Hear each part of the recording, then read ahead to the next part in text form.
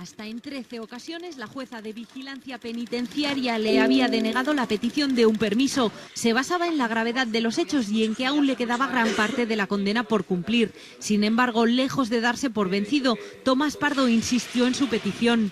Participó en un curso de rehabilitación para agresores sexuales y realizaba salidas cortas de unas horas para colaborar como voluntario para la Cruz Roja. Tenía buen comportamiento. Por todo ello, recibió informes favorables de los equipos de tratamiento de las 3 cárceles por las que pasó. La Audiencia de Barcelona finalmente aceptó su 8º recurso, concediéndole así permisos de 3 días. Se basaba en estos informes positivos, en que ya había cumplido más de la mitad de la condena y en que tenía buena relación con su hija de 8 años. Uno u otro tenía que empezar a apostar por una persona que llevaba 11 años en prisión, que había superado satisfactoriamente los 2 programas a los que se había sometido. Pero su primera víctima tenía muy claro qué ocurriría si Pardo pisaba la calle. Que iba a volver a hacerlo. A ella la agredió brutalmente, pero no logró violarla porque sus gritos alertaron a los vecinos. Una hora después violó e intentó asesinar a otra mujer, Lucía.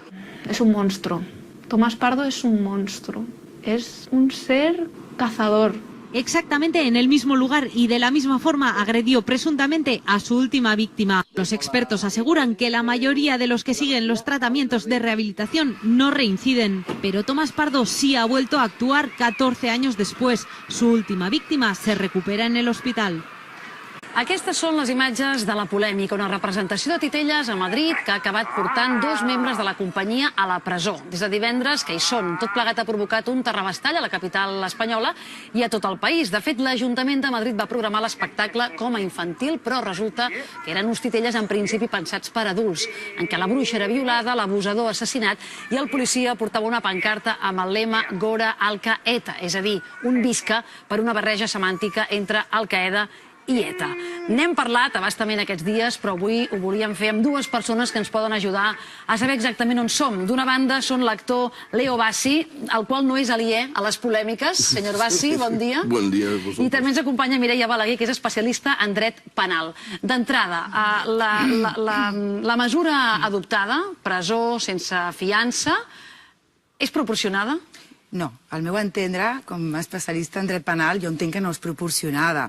Hem de tenir en compte que la presó preventiva és la mesura cautelar més greu que determina el nostre ordenament jurídic. És a dir, quan no hi hagin altres mitjans per evitar el que es pretén garantir amb la presó preventiva, aleshores no ens quedarà altre remei que adoptar-la. Però en aquest cas no cap de cap manera. I el delicte del qual se'ls acusa, enaltiment del terrorisme? De fet, els acusa de 2 delictes. Sí, d'odi també, no? Un delicte d'odi i discriminació i d'un delicte d'enaltiment al terrorisme. És a dir, enaltiment al terrorista vol dir alabar, ensalçar, agrandir un fet terrorista. Aquí el que s'està fent és parlar de terrorisme, escenificar una escena de terrorisme. És a dir, aleshores, per aquesta regla de 3, totes les pel·lícules que parlen de Hitler i que diuen Heil Hitler, també podríem entrar a valorar si s'està enaltint l'Holocaust o s'està fent una apologia de l'Holocaust. És a dir, en l'escenari en el que es produeixen els fets, en cap cas, segons el meu entendre, i a més, seguint bastanta doctrina i jurisprudència en aquests casos, no cabria el delicte. Pensa que hi ha sentències inclús en manifestacions on s'ha dit Gora ETA, que finalment l'Audiència Nacional els ha acabat absolent perquè realment en el context on s'ha produït aquell Gora ETA no era el que busca aquest tipus de delicte, que té que tenir una intenció. I quina és aquesta intenció? Provocar davant d'un públic indeterminat que afavorir la figura d'actes terroristes. És a dir, si aquests 2 titellaires haguessin volgut realment cometre aquest delicte, crec que la manera de cometre ha estat bastant inidònia, no? És a dir, haurien d'haver anat a un lloc molt més idoni a nivell de públic que pogués entendre realment el que estaven transmetent. Leo Bassi, que al segle XXI estiguem parlant d'una qüestió com aquesta, en algú com vostè, que ha fet de la polèmica, de la provocació, de la sàtira, de burxar el seu modo d'expressió artística, què li diu? Pensaba, una sensación muy contradictoria. Uno, tristeza absoluta y es trágico lo que ha pasado. 2, es también patético. Tres, a mí me hace reír mucho, porque me lo veo como extraordinariamente divertido lo que ha pasado. Y tercero, cuarto es, en mi opinión, esperanzador para todos los titiriteros y espectáculos de títeres, porque puede, por lo menos, pensar que un espectáculo para 30 personas puede hacer caer un gobierno o por lo menos una alcaldesa de la capital de un país. Y entonces creo que esto le va a dar mucha esperanza a todos los grupos teatrales, porque el grande problema del mundo del teatro y más bien del espectáculo es la indiferencia. Y entonces, un carnaval está hecho para crear polémica. Si no hay polémica, no hay carnaval. Nadie se recuerda del carnaval del año pasado, con Ana Botella, o los otros carnavales de los años, porque no ha pasado absolutamente nada. Cuando en el carnaval hay que pasar cosas. Y del otro lado, que dos personas en este momento jóvenes, muy asustados, yo sé lo que significa, porque me he encontrado en muchas ocasiones así, y amenazado, y pues con la policía y carga y todo, y tú tienes mucho susto, y creo que la alcaldesa de Barcelona, Ada Colau, lo ha dicho perfectamente en un texto que he leído de ella, diciendo que hay que pensar a dos personas titiriteros asustados, que fueran contratados para hacer dos espectáculos muy poco pagados en una plaza con un escenario que se ha visto la cosa, todo muy precario y muy pequeño, y de repente se encuentran en una situación peones de una batalla política que va por encima de ellos, que no tiene nada que ver con ellos, y todo que ver con el Partido Popular, que todavía no aceptan que han perdido la alcaldía, se dice en español. Alcaldía de Madrid, e intentan cualquier cosa para derribar al gobierno de la Carmena. Quantes vegades s'ha trobat Leo Bassi en tota la seva dilatada trajectòria amb situacions similars? He intentado hacer una cuenta, a lo mejor 11, 12 veces, y hay algunos en situaciones todavía más graves, porque con peligro de vida. Por ejemplo, en los años 80 o 81, en Polonia, hacía un espectáculo de calle, más o menos con lo mismo, así como estos chicos, y yo toco intento de hacer reír sobre el tema del ejército ruso en Afganistán, porque acababa de invadir al Afganistán. La Polonia entonces era ocupado por los rusos, era la época comunista, y el público, sabía que el público era totalmente contrario a esta cosa. Entonces yo empecé en mi espectáculo a hablar de esto. Y la policía secreta, que estaba vigilando todo, se han enterado de lo que yo decía, estaban ya preparados y han dejado perros de la policía. Y los perros me han venido encima. Y después pitos y mucha policía llegando, y el público empezando a defenderme, a dar hostias contra la policía, y yo escondiéndome y tal, y esto y pasando días y días. Entonces, ¿cómo es decir? Los riesgos que uno puede tener a intentar de decir ciertas cosas en la calle, yo personalmente pensaba que era del pasado, que era como de otra época, pero se ve que sigue en ciertos lugares teniendo la misma problemática. Y quizás es un bien, como he dicho, porque estos dos chicos ahora, esto le va a marcar toda la vida. Después de unos años y 2 años van a reír de todo esto, porque no se va a acabar, y le va a hacer más fuerte, y le va a dar más ganas de defender lo que significa la libertad de expressió. De fet, els advocats de la companyia han fet públic un comunicat on fan notar que ni aquesta és l'obra amb més violència que s'ha produït a la història del cine, el teatre, la televisió o la literatura, ni s'ha optat per penes de presó als autors d'aquestes obres. En citen algunes: Pesadilla en Elm Street, El rapto de Lucrecia de Shakespeare, ¿Por qué se asesina un magistrado? També diuen que no s'entén una democràcia que crida Je suis Charlie Hebdo, després posi en marxa la maquinària processal per una sàtira humorística, i també aleguen que un dels nois té una minusvalia del 75%. Pero puedo añadir una pequeña cosa, sí, que y Bob Esponja. Bob Esponja, los dibujos animados más vistos y más amados de los niños. Las ciudades enteras destrozadas con bombas atómicas, policías dado a hostia, Bob Esponja con una sierra a motor cortado en trozos, tirado a la basura, el camión de la basura coge Bob Esponja, explode en otra explosión de atómico y los niños descojonándose a la risa, perdón la expresión, pero riéndose. Y entonces, la comedia del arte, Pulcinella dando hostias a una policía, la policía muere, entra una mujer embarazada, da otra hostias a la mujer embarazada, muere, entra la muerte y dice, ¿cómo puedes matar a ella? Y mata a la muerte, y los niños descojonándose también de risa, es tradicional. Aquests arguments que llegíem ara de defensa, ara segurament mirarem de parlar amb un d'aquests advocats. Els comparteixes, Mireia? Absolutament, els comparteixo totalment i comparteixo també el que diu en Leo. És a dir, això, aquests nois, és un camí sense retorn. Entrar a la presó és un camí sense retorn, és la pena més greu que estableix el nostre sistema.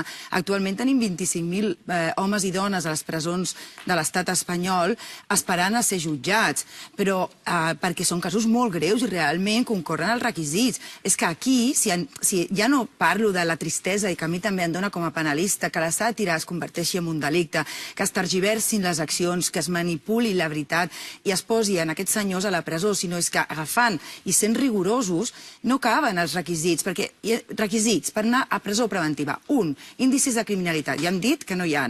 2, que la pena superi els 2 anys. Sí, aquí la superaria perquè va fins a 3, però bueno. I després que ha de compleixi una d'aquestes 3 finalitats. Risc de fuga, que no diu que n'hi hagi.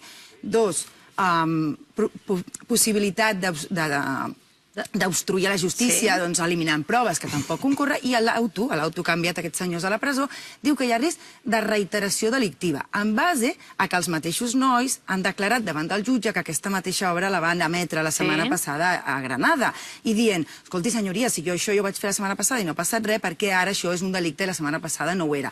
Doncs agafa aquesta declaració dels imputats i l'aprofita per dir, veus, això ja ho han fet abans, no en el futur, perquè ho ha de fer a nivell de futur, sinó en passat, i diu, reiteració delictiva, únic motiu pels quals aquests senyors estan a la presó. Doncs fem una cosa, parlem un moment breument per telèfon amb un dels advocats que s'està defensant, és Jaime Montero, aquí agraïm que ens atengui. Jaime Montero, buenos días y muchas gracias.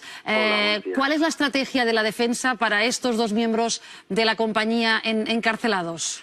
Bueno, la estrategia en principio es negar que se haya cometido ningún delito. Hicimos una nota de prensa bastante amplia, que en el fondo era casi reproducción, no del todo, pero casi, del recurso que se ha interpuesto frente al propio juez, en el que, bueno, pues decíamos que el acto de violencia per se no implica la comisión de un delito, porque si eso fuera así, la mayoría de los creadores estarían en prisión, porque prácticamente, no todas las obras, hay obras que no tienen violencia, pero muchas obras, y pongo ejemplos en el recurso, pero se pueden poner muchos más. Uno de los invitados que tenéis ahí, Leo Bassi, ha puesto algunos, incluso horario infantil.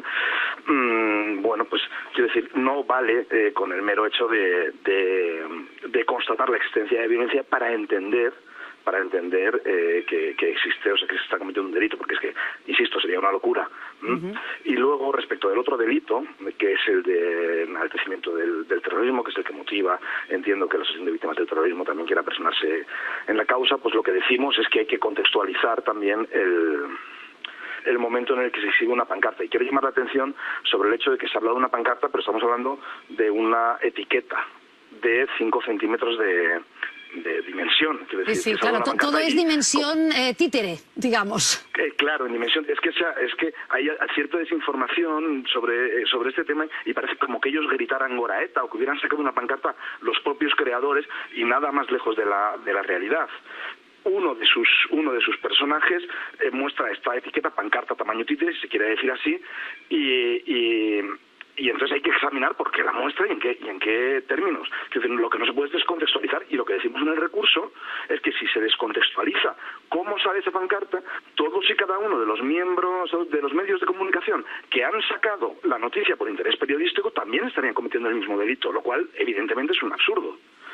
De modo tal que hay que hacer ese ejercicio de contextualización que nosotros ya hacemos en el recurso, y decimos, hombre, que es que se trata de una obra de ficción y que lo que no se puede hacer es, de algún modo, vincular lo que dice un personaje de una obra a lo que piensa el autor. Jaime, hay un cierto debate ahora sobre si podríamos estar hablando de un error de programación, de un error de no haber valorado bien si esa obra era o no para un público infantil. En ese sentido, sus defendidos, ¿qué es lo que dicen? ¿Se había hablado esto bien con el ayuntamiento? Hemos entrado en la página web. Queda claro que no tienen esta obra bajo el epígrafe de espectáculos infantiles, que sí que tienen otras. Efectivamente. A ver, aquí hay varias cosas que decir. La primera de ellas es que nuestros clientes avisan al ayuntamiento del carácter de la obra, del carácter violento. Al ayuntamiento o a la empresa concesionaria, porque no está claro cómo se ha hecho la transmisión de la información, porque había una empresa que es la que gestiona las actividades culturales de por medio. Entonces, bueno, no está claro cómo se ha hecho esa gestión de información, pero lo que a fecha de hoy sí se puede decir es que ha aparecido ya, creo, en varios medios de comunicación la existencia del canal oficial de carnaval del Ayuntamiento de Madrid, que en su página de Facebook incluía la mención expresa de que la obra de teatro no era para niños. Decía, no es para niños, es para adultos. ¿Esto qué implica? Esto implica que nuestros clientes sí que lo debieron decir, porque si no, no se hubiera planteado esa cuestión. Ya. Lo que pasa es que es verdad que hay otras páginas en las que esto no se retrasaba, o el propio programa que sacó para el ayuntamiento. Pero entiendo, en primer lugar, que eso es completamente ajeno a nuestros clientes, y en segundo lugar, que el debate sobre qué es apropiado o no para el público infantil lo deberíamos tener en un plato de televisión, como es el caso ahora, en los medios de comunicación, como debate social, pero en absoluto, entiendo yo, en una sede judicial y más con unas personas privadas de libertad. O sea, creo que es un debate lícito, pero estamos equivocándonos la sede en la que debe tener lugar ese debate. ¿El ayuntamiento podría estar considerando retirar la denuncia? ¿Han hablado ustedes con el ayuntamiento? Bueno, en relación a los contactos que hayamos tenido como abogados, me va a permitir que no haga comentarios, porque formaría parte de la estrategia de la defensa y, por tanto, un elemental sentido de prudencia impide que hagamos... Totalmente comprensible. Déjeme preguntarle para acabar cómo están ellos, cómo están los dos titiriteros que llevan ya pues unas noches en prisión. Sí, bueno, ellos están... pues serenos, están mal porque no es un plato de buen gusto, evidentemente, estar en prisión y verse de algún modo en el medio, en el centro de una vorágine de las dimensiones que ha tenido y que está teniendo. Pero ellos están serenos, con la conciencia tranquila, y son buena gente, no gente pacífica. Entonces, bueno, pues esta mezcla de estoy mal por mi situación, pero tengo la conciencia tranquila realmente, porque no he hecho nada malo. Ven el apoyo que se ha generado en su favor, que lo agradecen evidentemente. Las familias pues están, si se me cuenta la expresión, jodidas. Bueno, pues porque claro, es que esto es para alguien normal que no está acostumbrado a los trámites judiciales, esto es muy fuerte. Y bueno, pues esa mezcla entre estar mal por la situación, pero bueno, estar sereno en la medida en la que no has hecho nada malo, y entonces en ese sentido tienes la conciencia tranquila. Jaime Moreno, muchísimas gracias por atendernos. És un cas que òbviament seguiremos de cerca. Ell és l'advocat, un dels advocats de les persones que són a presó. Amb Leo Bassi i Mireia Balaguer ho hem volgut valorar des d'aquí. Vostè ha arribat mai a judici per algun espectacle? Perquè a judici no ho sé, però denúncies en té unes quantes. Sí, he ganado todas. Pero no se evita el susto, no se evita también, hay que pagar abogados, organizarse y todo. Y entonces una injerencia en su propia vida. Y el último, por ejemplo, en el 2012, donde yo fui acusado y un juez ha aceptado la acusación por blasfemia, por haber dicho que bajo la catedral de Santiago de Compostela había un lugar de culto de druidas. He hecho esto en una declaración, en una conferencia que he hecho en la Universidad de Valladolid. Bien, un grupo de católicos, de extrema derecha católica, se ofende porque he dicho que bajo la catedral de... Y me acusan por hurtar la sensibilidad, artículo 512 o algo así, hurtar la sensibilidad religiosa de ciertas personas, cuando todos los arqueólogos del mundo dicen que sí, que hasta el nombre Campos, Santiago de Compostela es Camposa, bueno, y entonces evidentemente ganó hasta al final ha caído la cosa, pero he tenido a tener un abogado, han llevado policías para hacer un acertamiento de mi presencia en un teatro donde yo actuaba y adelante a todo el público, la policía cogiendo mi nombre, por eso. Y entonces, ¿y cuál es la cosa? Es que hay mucha gente que tiene tiempo a perder y son gente de extrema derecha que utilizan las leyes para asustar a la gente, esperando, por ejemplo, que después de esto los titereteres no van a hacer otros espectáculos de este estilo. Y uno tenía que tener la fuerza para resistir a esto, porque si no se pierde la libertad de expresión. Abans, Leo Bassi deia, políticament això es vol utilitzar, en aquest cas, contra una alcaldessa concreta. La utilització política, escolti'm, poc o molt estem acostumats, malauradament, la política és com el porc, s'aprofita tot, però judicialment sí que, clar, això es cama una miqueta més, no? És a dir, sí, perquè gairebé tots els juristes, com a mínim els que hem consultat, la mateixa Manuela Carmena, que recordem que és jutgessa, deia que trobava desproporcionada la mesura. Fins a quin punt això depèn de la personalitat del jutge que et toqui? Clar, a veure, els requisits ja